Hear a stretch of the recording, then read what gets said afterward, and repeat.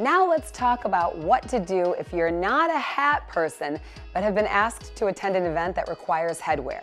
Although I am a hat lover, obviously, I understand what it's like to be faced with a dress code that you're just not into.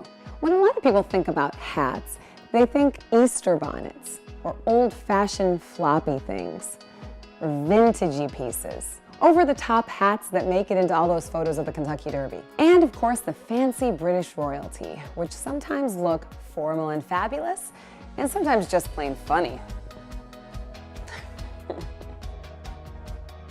Lucky for you, there are other headwear options.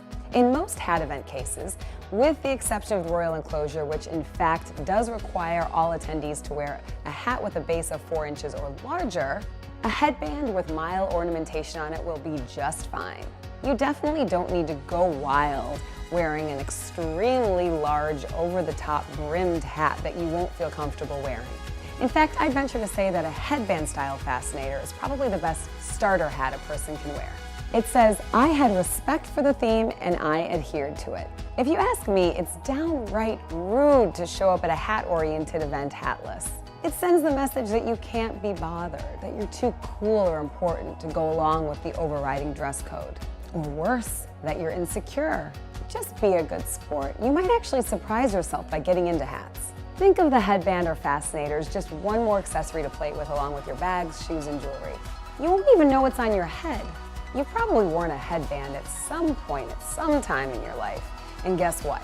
If you get a quality headpiece, like the kind we sell on chapeau.com, it will not hurt your temples. When I hear ladies say that they can't wear hats, fascinators, or headbands because they hurt their head, it's probably because they're wearing pieces that were very cheaply made.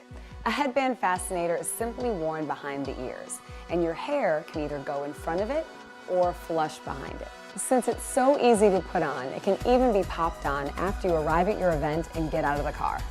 In the next video, we'll talk about how you can emulate Kate Middleton's award-winning dress and hat style, so stay tuned. And be sure to check out my online boutique, chapeau.com, and subscribe to my YouTube channel for more fashion tips.